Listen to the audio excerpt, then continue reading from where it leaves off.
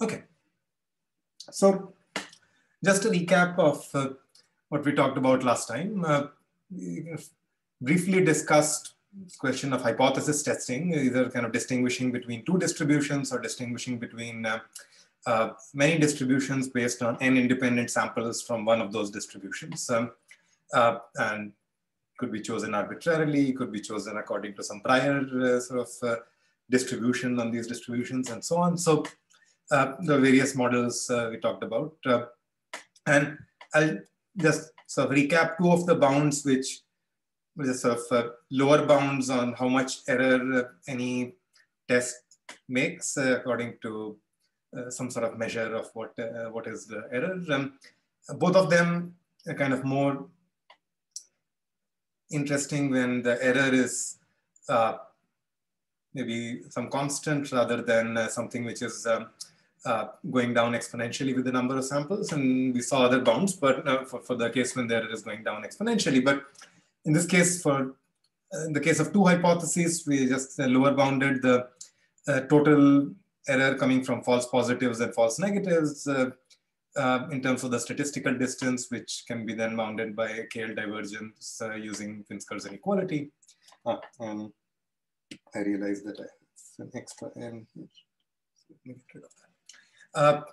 And for multiple hypotheses, we gave an analogous bound. Again, if you have a random hypothesis or one of the distributions piece of V chosen at random, and you get n samples from it, and you want to distinguish or you want to predict which distribution the samples are coming from, then you can get a lower bound in terms of what is the typical KL divergence between two distributions in your collection.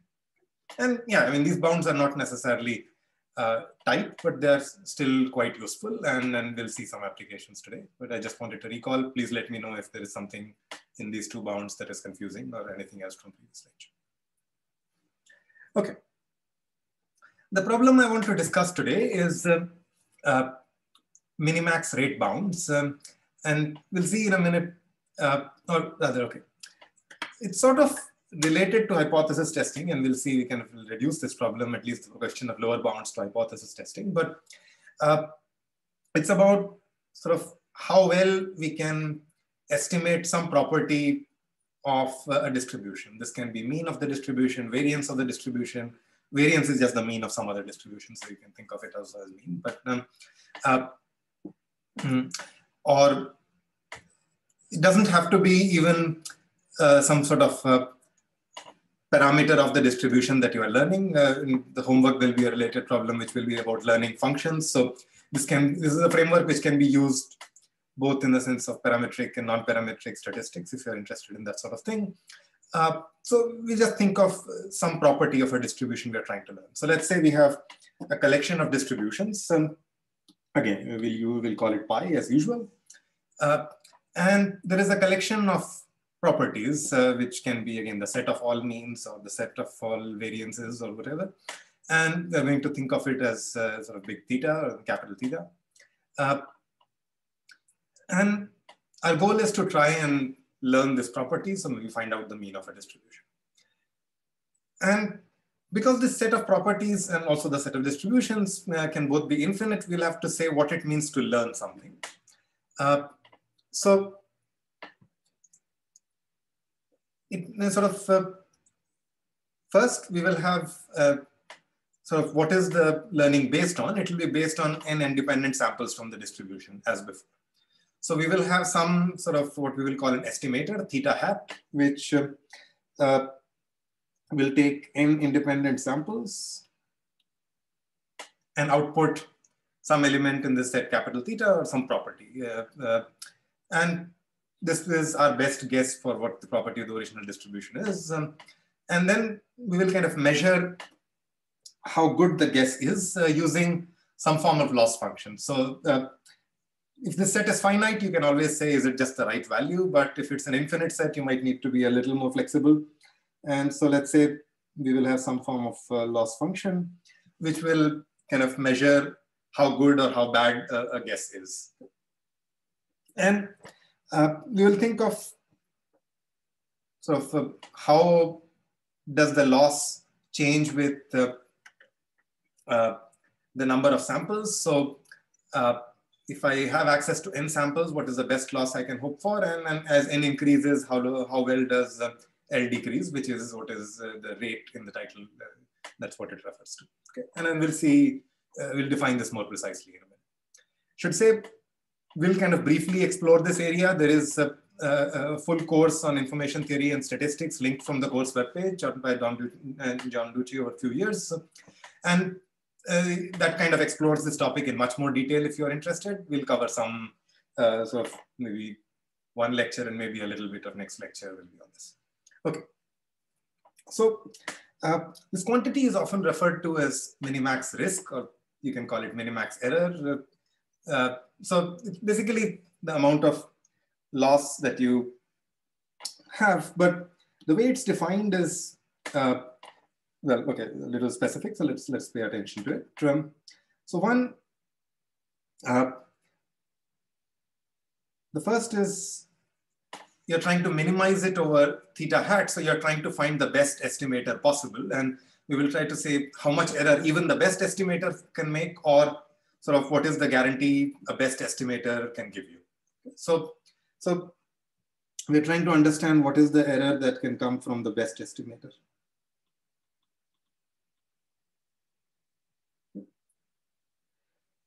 And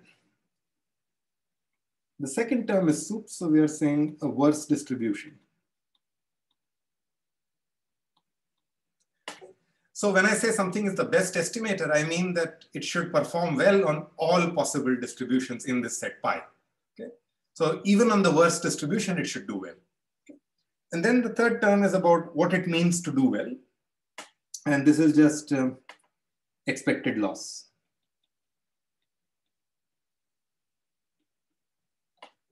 Expected loss as in, so let's say you pick the best estimator, I pick the worst distribution. And then I give you n independent samples. Your goal is to sort of calculate theta hat, and then I will compare this loss function L between theta hat, which you give me, theta, which I knew because I picked the distribution. And then we'll see how bad it is on average over n samples from the distribution that I picked. Any questions about this definition? Which is, we'll compare it to some of the others, but just the terms okay in this definition so far. All right. So let's compare it to kind of hypothesis testing, which we have seen. So let's say we have a collection of distributions pi, let's say a finite collection even. And let's say we have, the property is just the index of the distribution. So let's say I have distributions P1 to Pk, and then the set of properties is just the numbers 1 to k. So I'm just going to try and identify which distribution I'm talking about.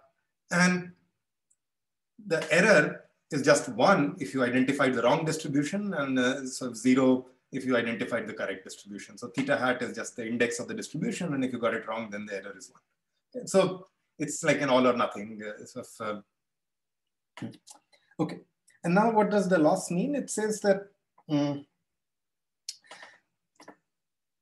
pick the best estimator so that kind of no matter what distribution I pick, the probability that you identify it correctly after n samples is relatively high. Right? No matter what distribution I pick, the probability that you identify it is, let's say, more than 90%. And this is, so if you compare it to, let's say, Bayesian hypothesis testing,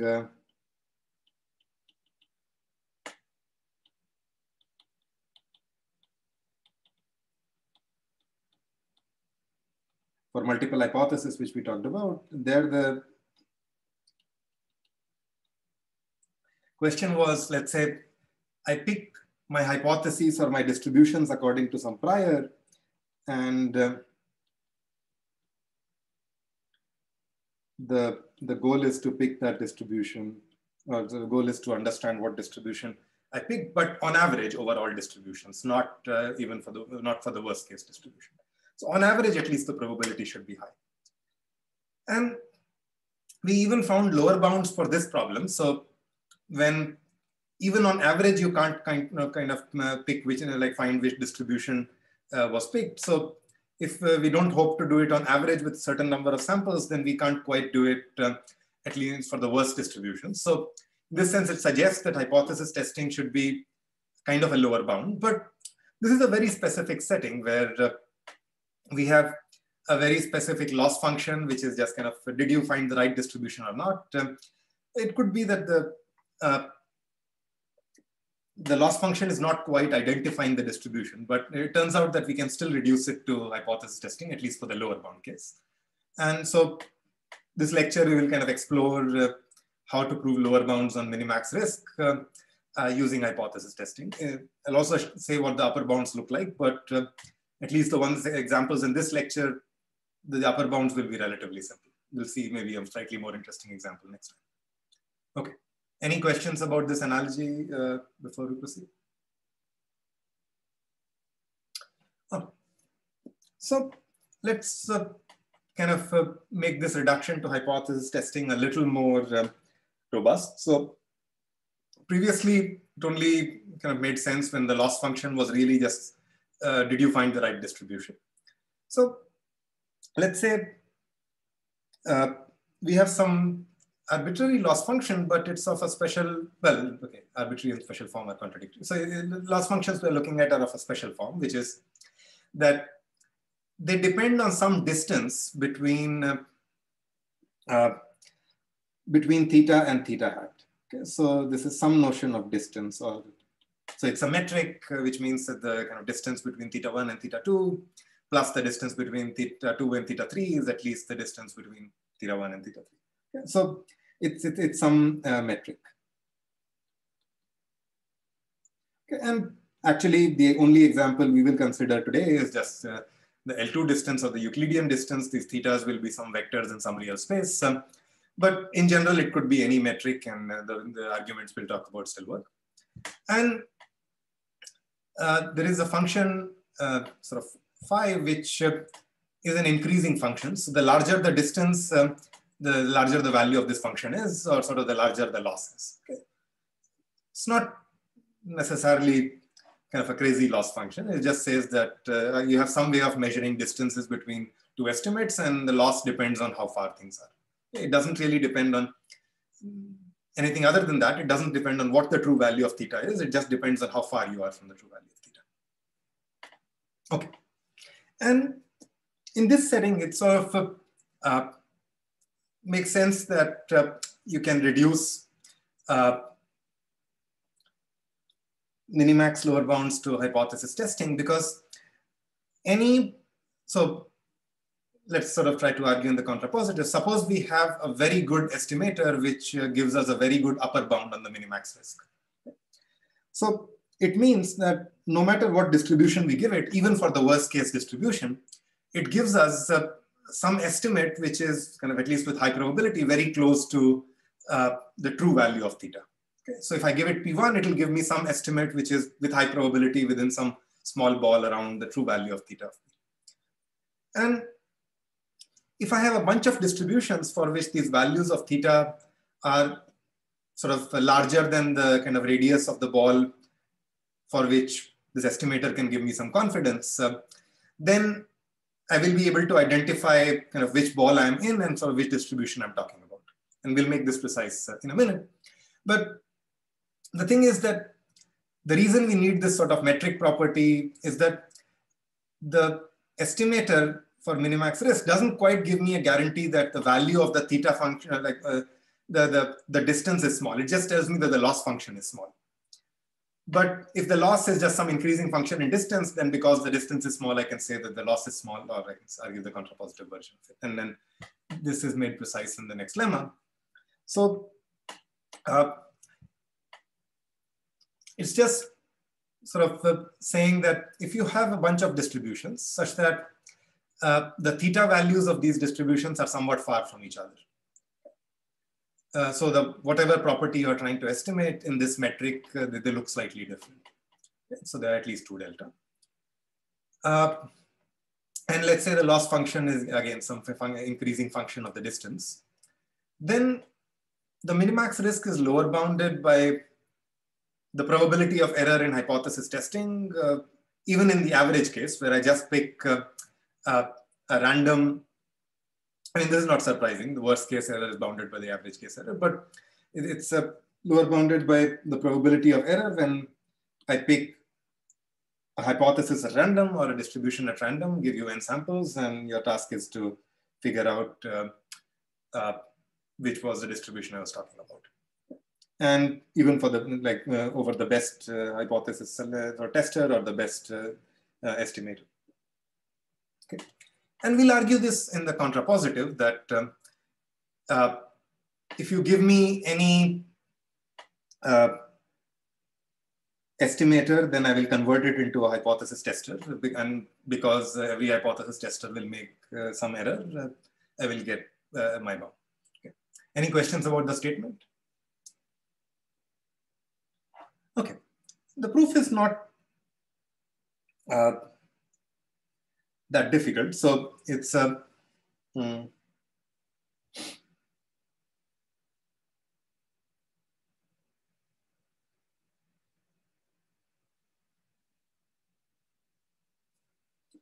right. So the proof is just used on the sort of based on the fact that if you found an estimate theta hat, and if there are two distributions P1 and P2, then the estimate is kind of within distance delta of at most one of them. Okay. So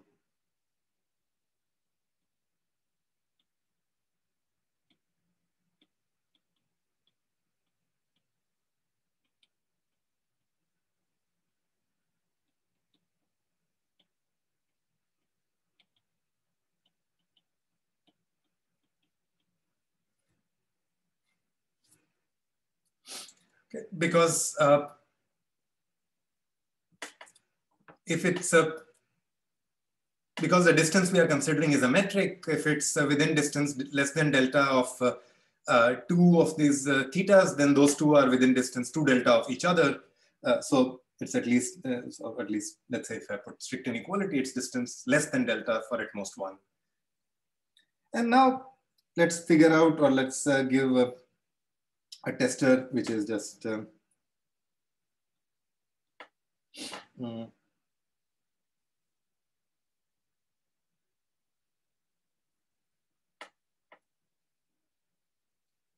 so I have some estimator. So I gave it this sample X bar. It gave me an estimate theta hat of X bar. I want to convert this estimate into a tester. So I want to predict one distribution where the samples are coming from. Any suggestions on how to do that? What the T should be?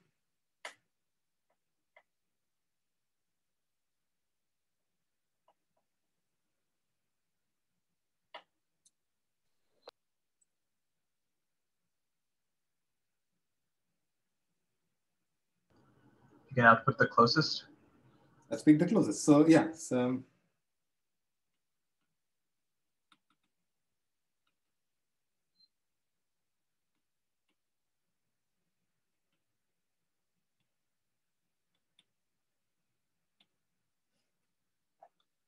okay. So let's pick the closest distribution. And at least if we are talking about distances less than delta, then sort of this will be a unique set, but otherwise we'll pick arbitrarily. If there are two things which are equally close, we can break ties arbitrarily. And now let's okay,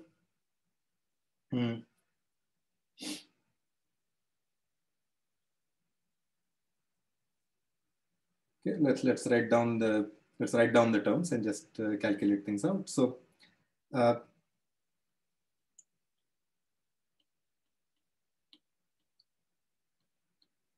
so let's say T, right, so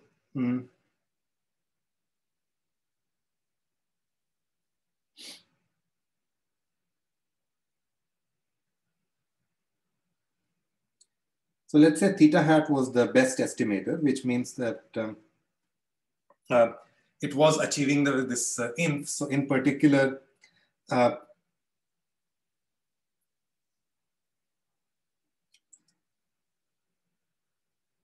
we had that for the worst case distribution, the expected loss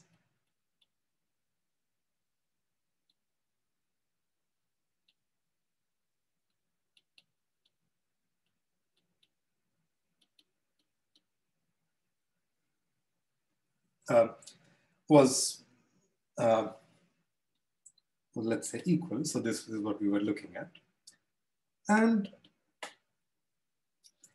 the loss for the worst case distribution is at least as much as the loss for the average distribution.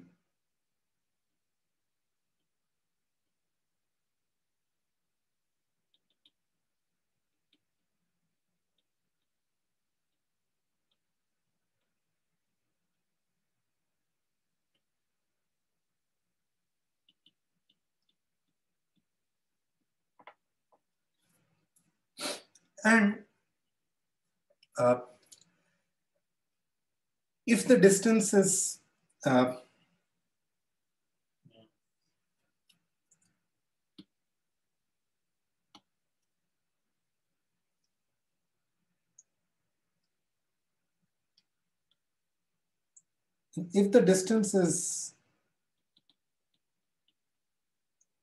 then T works correctly.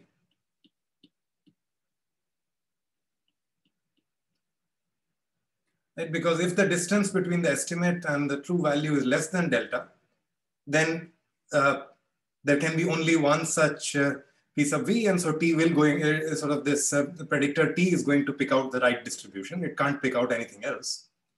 So if the distance is less than or equal to delta, then works correctly. So we just need to worry about so this is greater than or equal to the case where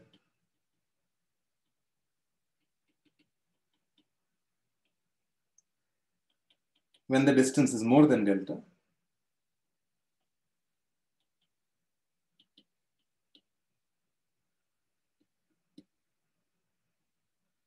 And in that case, the loss is at least phi of delta,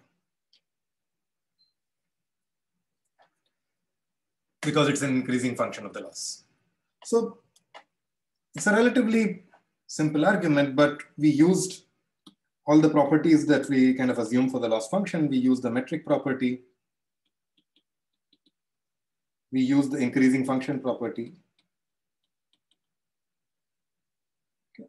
And of course, in the reduction, we kind of went from average case to worst case.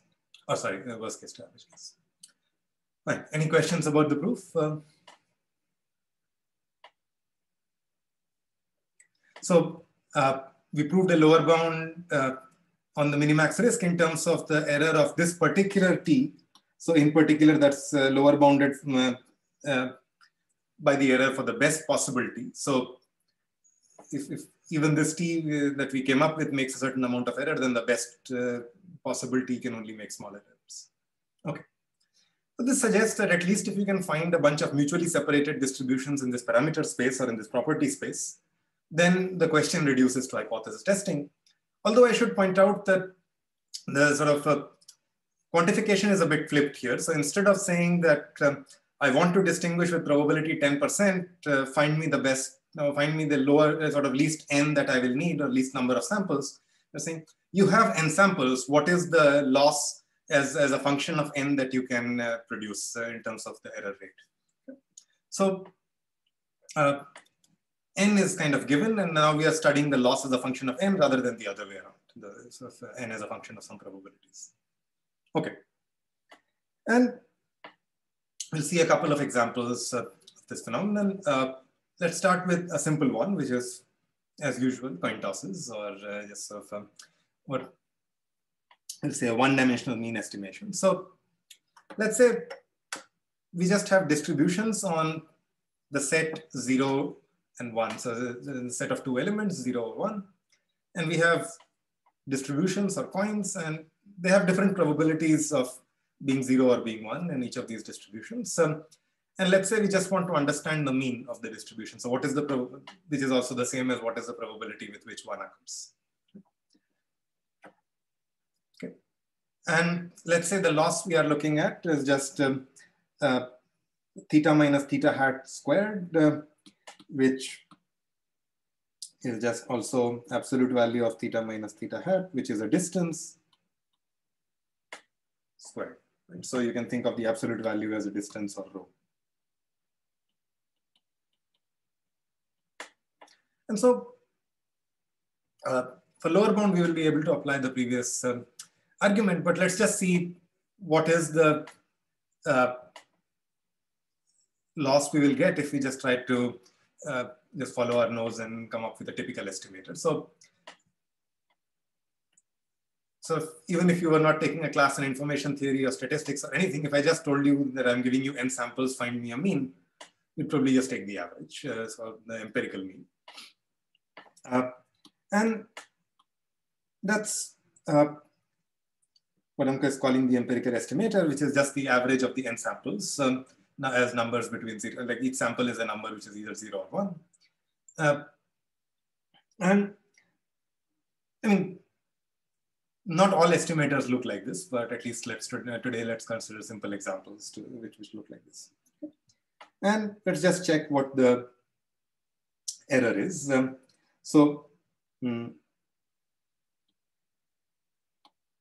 Let's call this quantity mu for the simplicity. And just to calculate what the expected error looks like, you can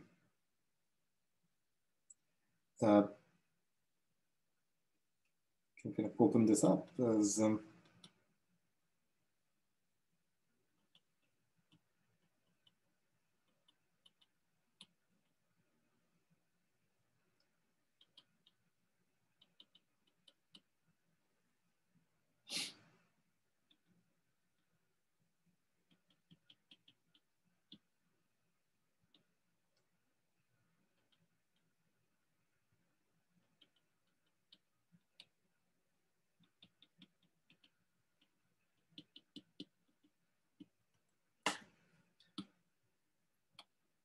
because the samples are independent, the second term is just 0.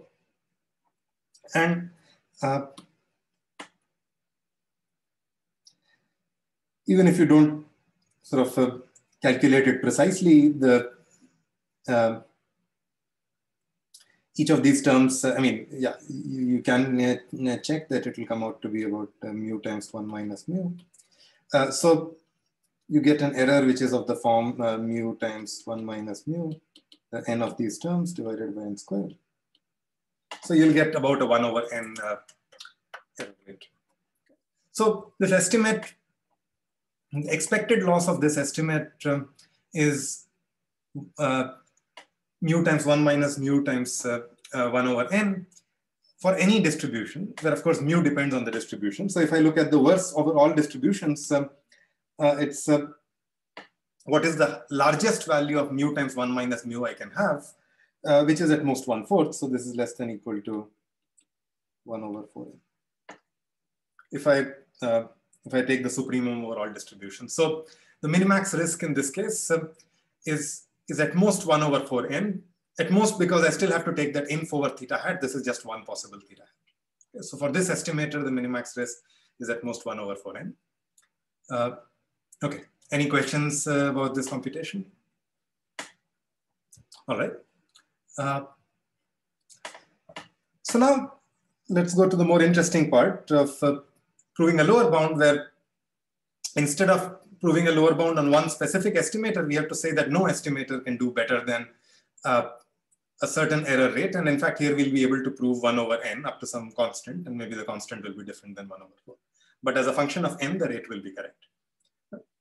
And okay, so let's use the bound which we proved, that if we come up with two distributions which are separated by at least a bunch of distributions which are separated by at least 2 delta, then we can prove this kind of a lower bound, which is in terms of phi of delta times what is the probability of making a mistake on average. Okay. And The number of distributions I'll use here is just 2. So we have 2 distributions where the means are separated by 2 delta. Yeah, just by design, remember the metric was just the sort of just the absolute value of the difference.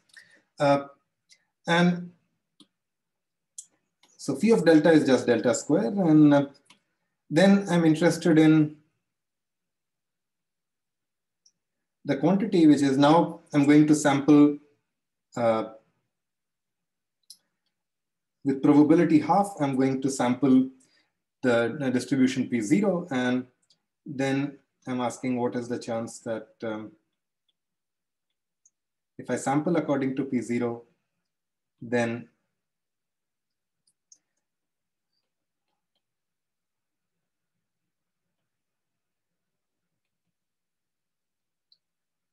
the output is 1, and with probability half, I'm going to sample P1, and I'm asking what is the chance that the output is 0. And this is a computation we've already seen. This is the false positive rate. This is the false negative rate of hypothesis testing. So we just get that this is greater than or equal to delta square over 2 times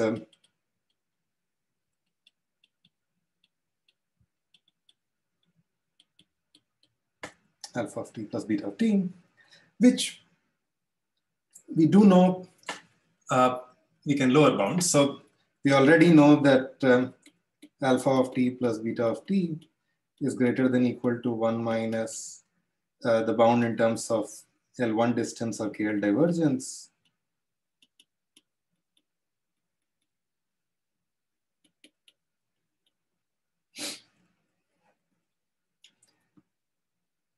And recall that P0 and P1 are just distances, distributions with kind of means separated by about 2 delta. We've already computed the scale divergence multiple times. It's some constant times delta square. So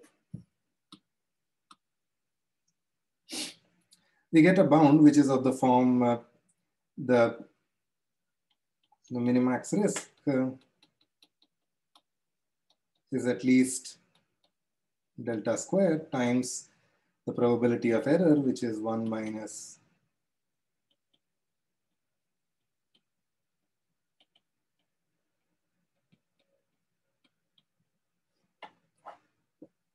okay.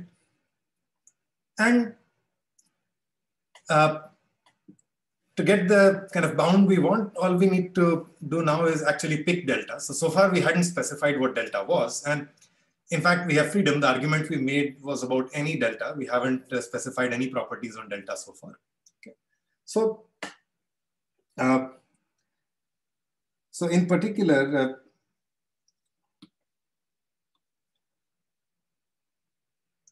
we can pick delta, which is some constant over root n, such that the quantity inside the bracket is less than or equal to half, let's say. And there was a 2 here, I forgot. And when you plug that in, you get the bound is c prime squared divided by 4 times n. So you get some bound, which is the form of 1 over n. And again, this choice of delta, this way of proving the bound, so that is probably very reminiscent of the bandit setting, where we also did a very similar choice for, I guess, maybe we're calling it delta or maybe epsilon. And the reduction was just testing 2 hypotheses, which is sometimes referred to as Lecam's method. And there's a more advanced versions of this where instead of just testing 2 hypotheses, you kind of test 2 hypotheses, the hypotheses which are themselves bags of hypotheses, and you kind of keep recursing. Or you can have like a one-shot test, which is many hypotheses, which is the example we'll see next. But as I said, there are many variants of these methods. I will only cover some very brief intro to this, but yeah, there are entire kind of books about it, or at least entire courses about this kind of material. So feel free to explore more or ask me more questions if you have any. Okay. Any questions about the bound so far?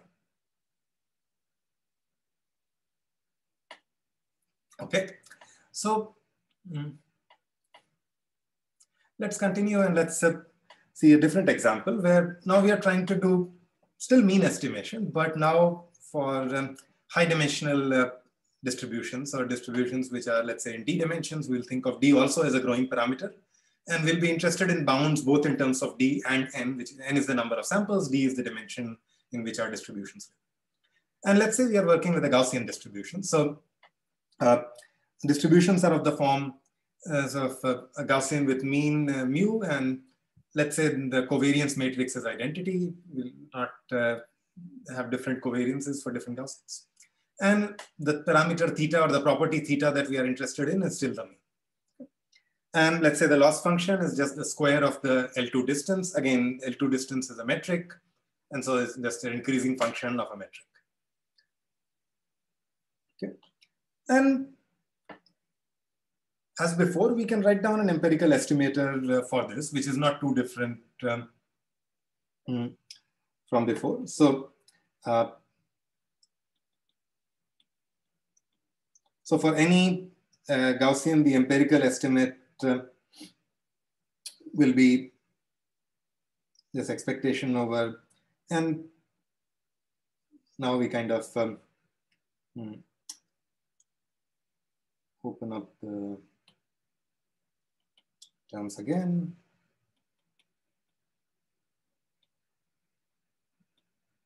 But now we'll be working in D dimensions. So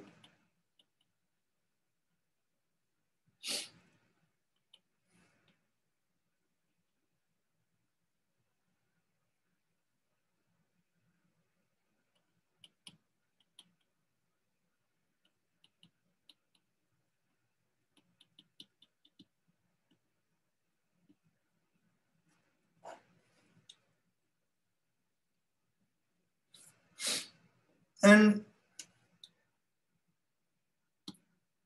as before, because different samples are independent, this term goes away. And since the variance in every direction is 1, the first term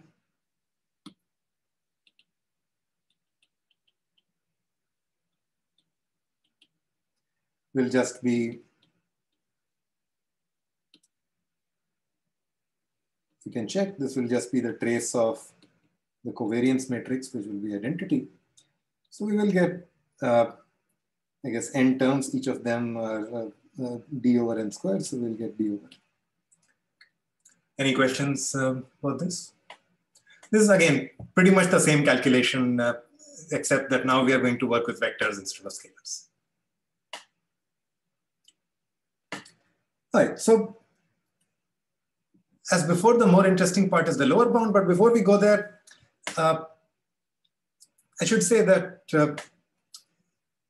the interesting question now is to prove the right kind of rate in terms of both D and N. If you just wanted 1 over N, you could probably take the previous example and look at 2 Gaussians with means which were slightly separated, and then just try to calculate that. And you would probably, and you can still get something like 1 over N. But the question is to get the right dependence on D, which is D over N in this case, and we'll see other examples where it can be some other function of D. Okay.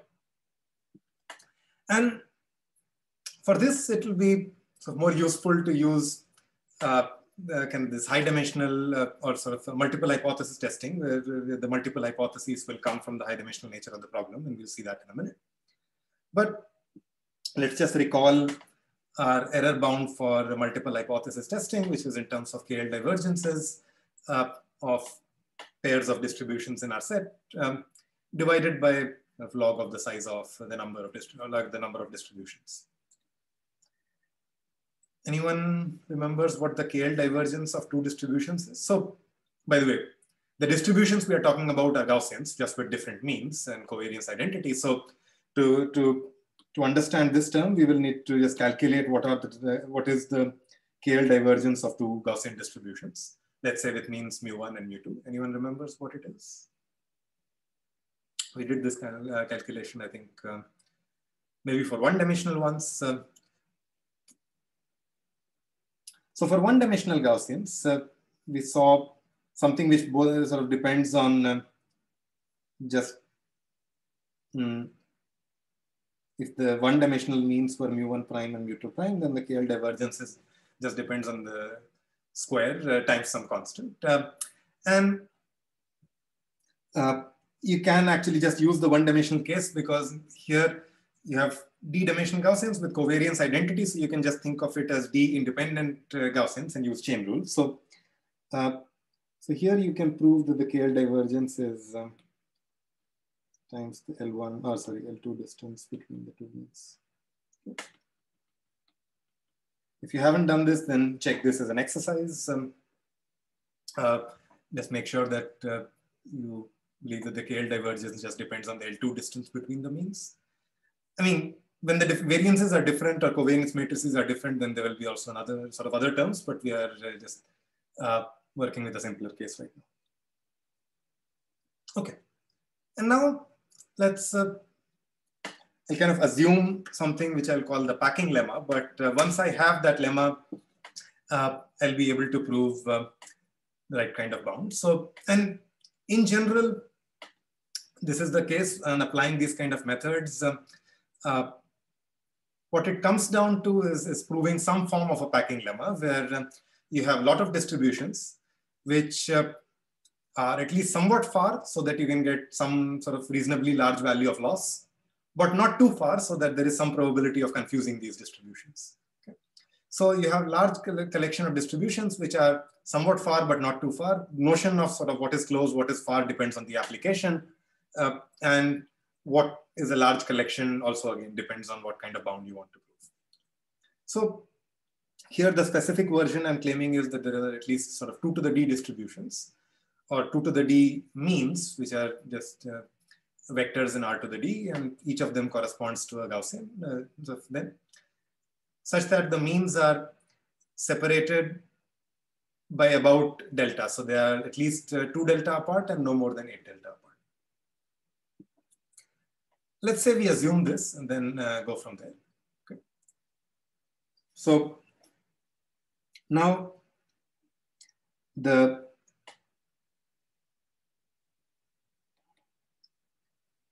again, the lemma we were using that if sort of any two kind of distributions are at least 2 delta apart in the parameter in this kind of metric space. So here they are 2 delta apart and the cost we pay is phi of delta times. We now want to understand what is the probability of any test. Then we kind of look at sort of a random distribution. We kind of draw samples at random and what is the chance that the predictor is wrong. Okay. And this we already calculated a bound on using Fano's inequality. So phi of delta is delta square because phi was just a square function. So we again get a bound which is of the form 1 minus n times the expectation of v1, v2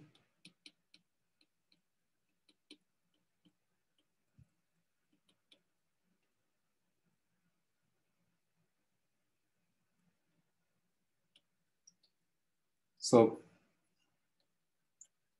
I'm using the size of the collection is 2 to the d, or the log of the size of the collection is d. And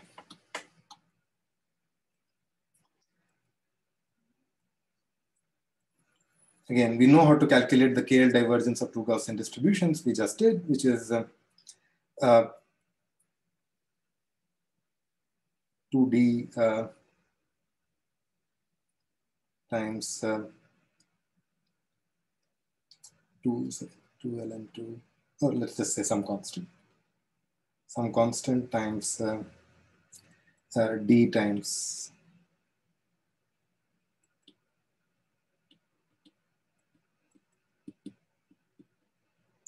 mean square, and the mean square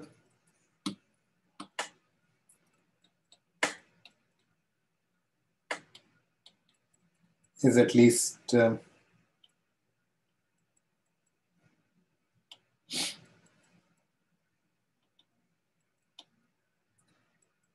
is at most deltas, or like is at most 8 deltas, so we will get 64 delta square plus 1 divided by d, etc. And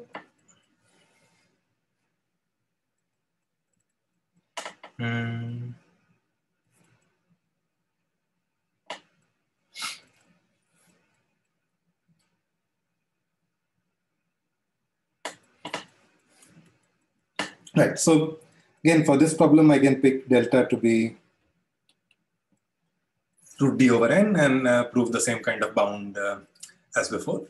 So actually, I think I made a mistake. Sorry, this d is not there because I've already summed up over all coordinates in the KL divergence. So it's just the L2 norm. The d is not necessary, because we are summing up the distance squares in the norm. So it's just without the d. Okay. All right. Any questions? This? It's the same sort of computation. All we need to understand now is just KL divergence. But so far, we've worked with examples where the loss function depends on the L2 distance, the KL divergence depends on the L2 distance. And so we kind of just need to control one quantity, just bounded between two bounds, let's say 8 delta or 2 delta. But in general, for some problems, these two notions of close and far could be different. And then we will need to work with a slightly more general kind of packing lemma. Okay. So the packing lemma itself, there are maybe a few different ways of proving it, possibly with different constants in the exponent. Maybe instead of 2 to the d, if we got 2 to the d over 10, then that's also sufficient.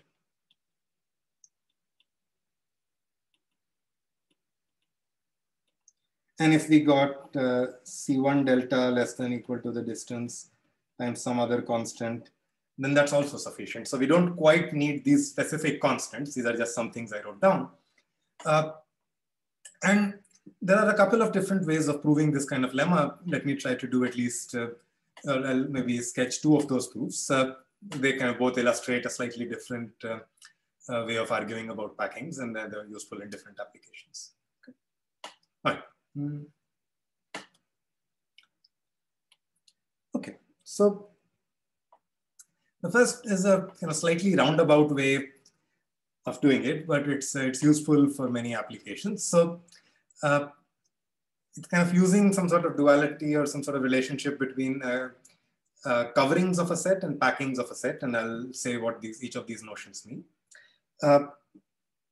So a covering of a set S is just a bunch of points inside this set. So this set script C, which is a subset of S, such that every point of S, every point X of S is close to some point in C. So it's sort of like a good net. It just, every point in S kind of has some point in C in its neighborhood. So you can kind of charge it to this point in the covering.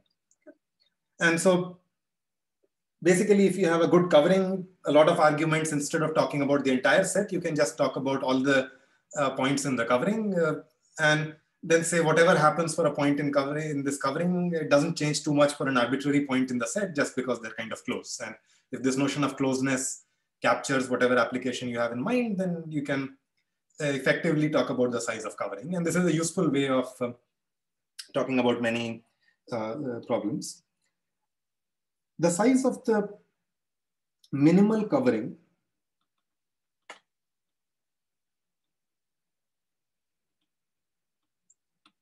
is denoted as n delta s rho. So this covering depends on multiple parameters. One, of course, is what is the delta, or how good you want this covering to be? How close do you want points in the net to be? What is the set you are covering, of course?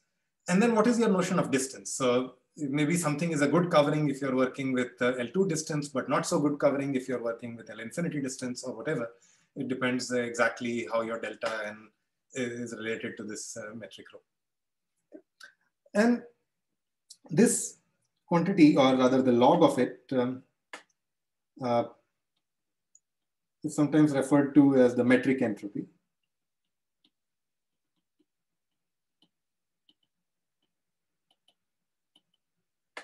So as stated here, it's kind of a function. It sort of says that for a set, what is this function as a function of delta for a given metric space? This is kind of a fairly useful way of studying when can you learn functions, what can you sort of say about certain collections. And for example, it captures things like VC dimension, etc., where you can say that there are good coverings. There is this book chapter in this book on high dimensional statistics on metric entropy and its uses. It's quite useful for learning and statistics like applications, and it's quite well written. So in case you are interested, that's a good place to take a look at. Also in the homework, we'll have some example where we'll be again understanding the metric entropy of some other set of points or other class of functions. So this can be understood for fairly general sets, which can be thought of as points in some arbitrary metric space. Another question, another quantity is related to this notion of packing, which is in some sense a dual notion. So now, instead of saying that you want to find a good net such that every point is close to one of the points in the net, you're saying you want to find a sort of a well-separated net in the sense that any 2 points in this net or packing are somewhat far from each other, or at least delta far from each other. Okay. But at the same time, you do want to find something which is kind of maximal. So at least it's sort of as large as possible. Otherwise, I mean, I'll just give you 1 point and call that your packing. It's not very useful. So the interesting quantity is maximal packing.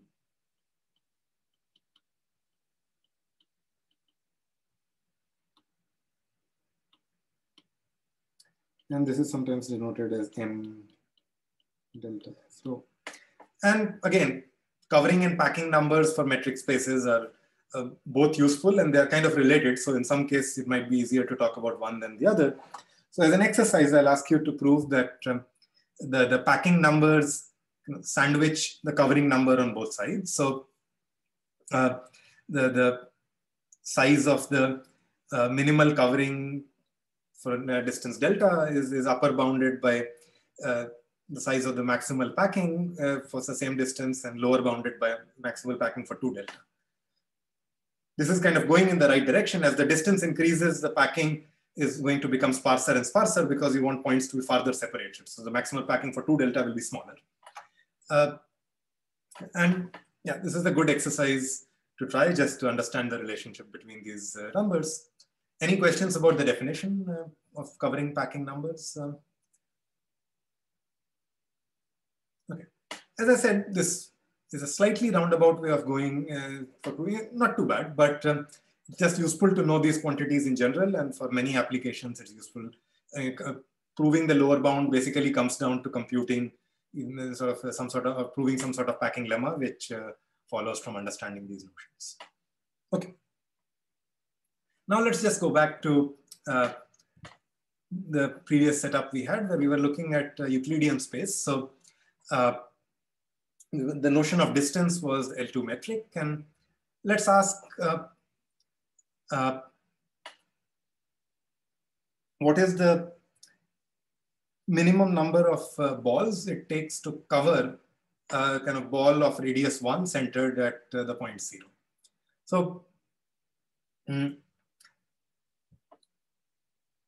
just to so a ball is just whatever you think of as a ball in 3-dimensional space. Is just a set of points which are at distance at most delta from a given center, in this case X. And we're trying to, let's say, compute the covering number, and using this duality, we'll sort of relate it to the existence of a good packing, which we want for the packing lemma. But right now, I'm just asking what is the minimal number of balls I need to cover, let's say, the unit ball or the ball of unit radius. And whatever it is, I'll just use a kind of volume argument, or I'll just say how the volume of these balls changes. And just to sort of recall what the volume of a Euclidean ball in d dimensions looks like, the ball around sort of any point of radius r, if you look at the d-dimensional ball, then volume is some constant which depends on the dimension times the df power of the radius. I mean, it's constant, you can compute precisely, but we won't need it. And then we just use the fact that if you have a good covering, which means that every point, so this is just another way of thinking about covering. The centers of these balls form a covering, which means that if you kind of draw out these balls, then every point is in at least one of these balls of radius delta. And that means that if I look at the volume,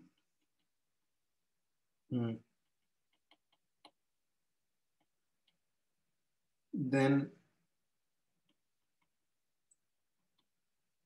it's less than the sum of the volumes, because each point counts at least once on the right-hand side, maybe more than once. And that's fine. Okay. And now it's just a matter of plugging in the bounds. We know that it's some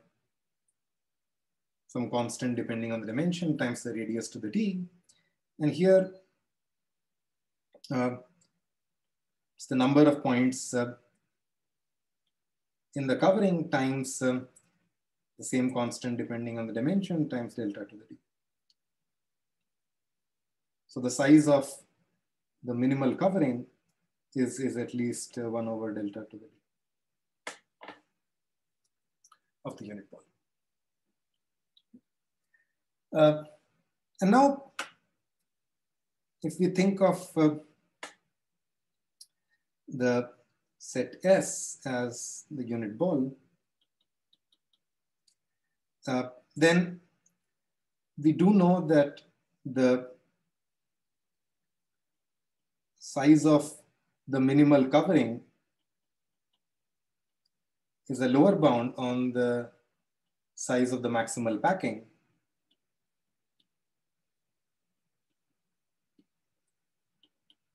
And we have proved a lower bound on the size of the minimal covering, which is at least 1 over delta to the d.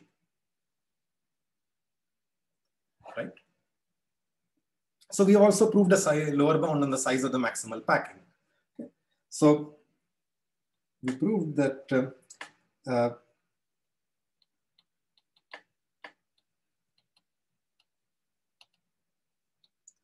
the size of the maximal packing with distance delta is at least 1 over delta to the d inside the Euclidean ball for the same. And we'll just use this to prove our packing lemma after scaling things a little bit. So let's do that.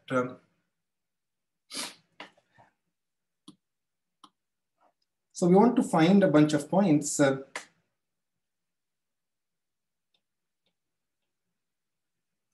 such that any 2 points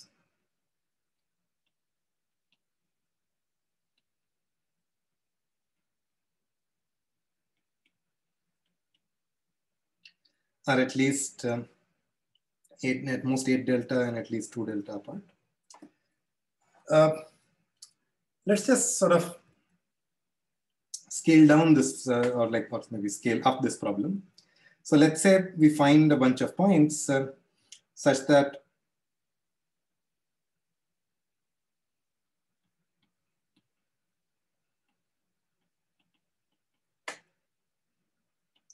the distance at most 2 and distance at least 1/2.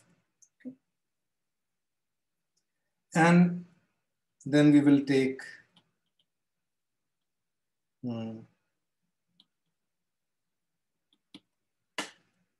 we'll just scale all of these points down by a factor of 4 delta and take this to be a collection of points that we wanted.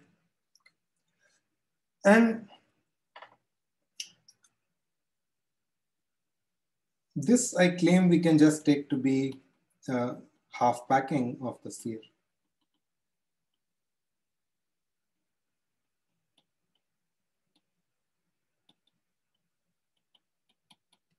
Of the ball in d dimensions. Because any 2 points in the unit ball are both at distance at most 1 from the origin, so they are at distance at most 2 from each other. And if we are taking a half packing, then points in a half packing are at distance at least half from each other by definition, and we'll be done. And we know that the size of the maximal half packing, so by what we just proved, there exists a half packing of size at least 2 to the d, or there exists a delta packing of size 1 over delta to the d, so half packing of size 2 to the d, and then we are done. So we didn't quite construct this packing. It was just a non-constructive proof that there exists such a packing. And using very crucially this exercise, which I gave as homework, but ask me, it's a good one to try. And if there is something which unclear, please do ask me. But that's one way of proving this packing lemma. Any questions about the proof?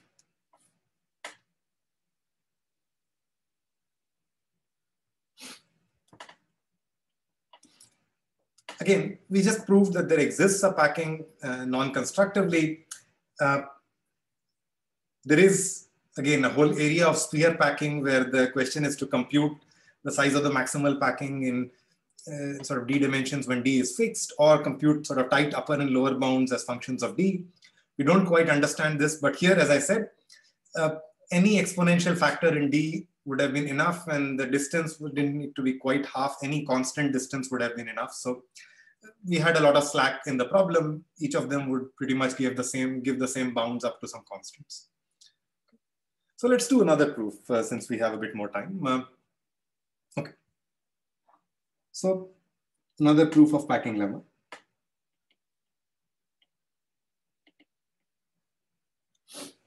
Now let's give a constructive, well, okay, it's still not a constructive proof, but it's at least somewhat constructive in the sense it's telling you what kind of points to look at. So let's say we pick random points u1 to u sub n in the set, which is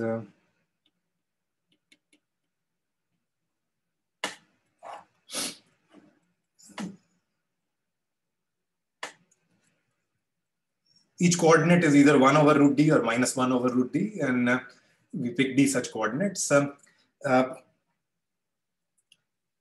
And the points are sampled independently.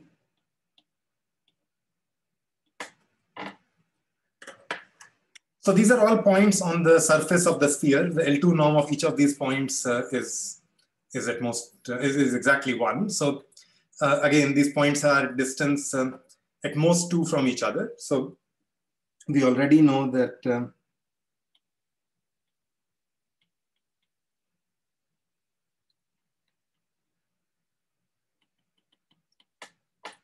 and the question is the lower bound. Can we say that the distance is at least something? And I mean, again, the proof I'm giving here is somewhat suboptimal. There are sharper constants you can get, but it doesn't change really your application.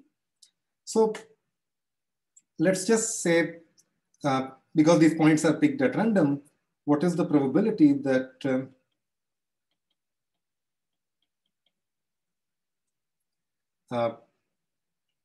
let's say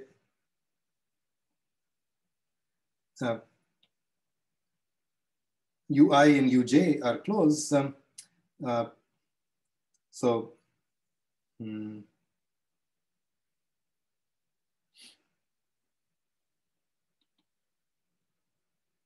not so.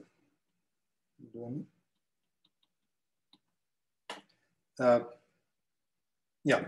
what is the chance that ui and uj are closed for a fixed I and j? And we'll just take a union bound over all points to actually get the final bound. So the probability that ui and uj are closed is the same as the probability that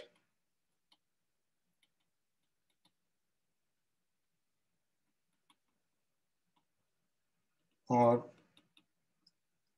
I expand it out, the L2 norms are 1. So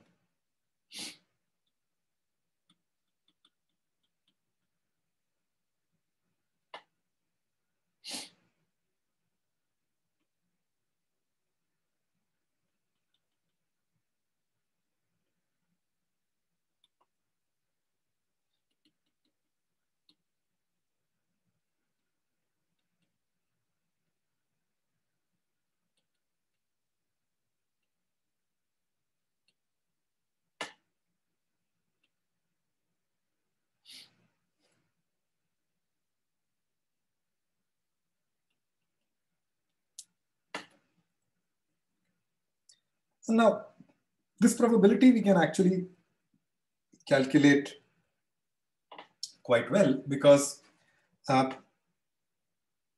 inner product of ui and uj is just 1 over d times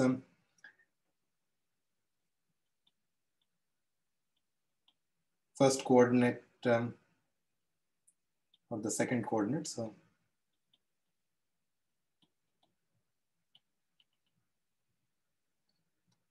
and each of these is an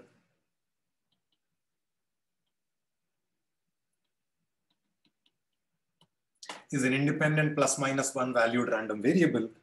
And we are asking what is the probability that this comes out to be more than 7 over 8.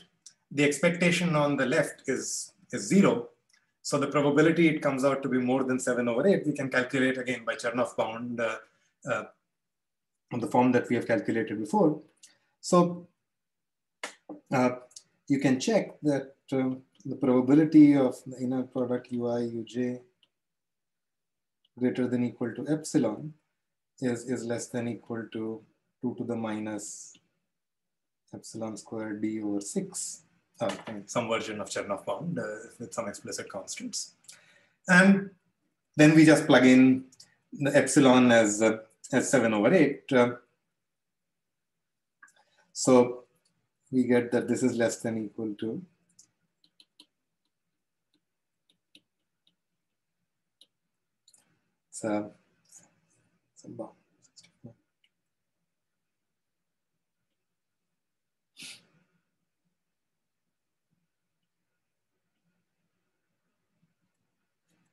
something of this form. Okay. You can check, maybe I'm off by a constant factor, but it will be some bound of this form. Okay. I'm just, and then we just know that the probability that there exists I and j such that these are closed by a union bound is less than equal to m squared times the probability that any single one of them is closed. So if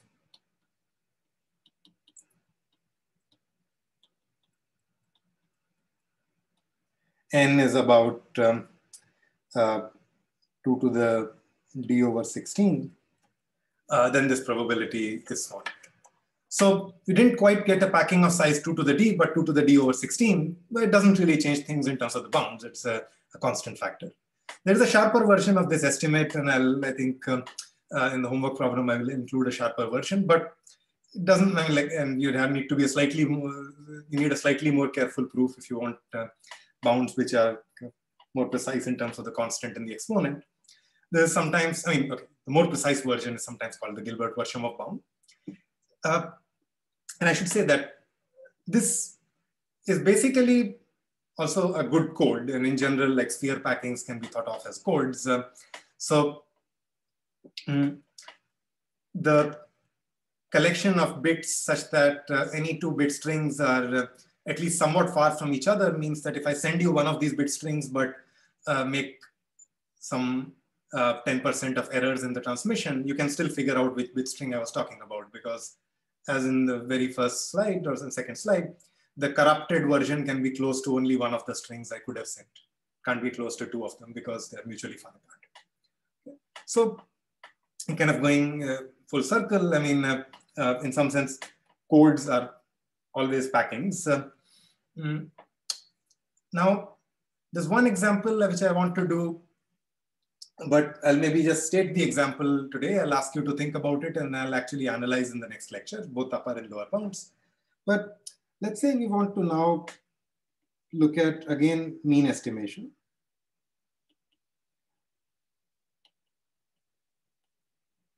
D-dimensional Gaussians.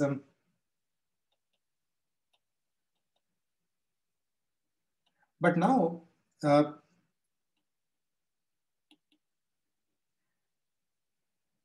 we'll say that the mean is sparse. So the zero norm is just also used to indicate the number of non-zero coordinates.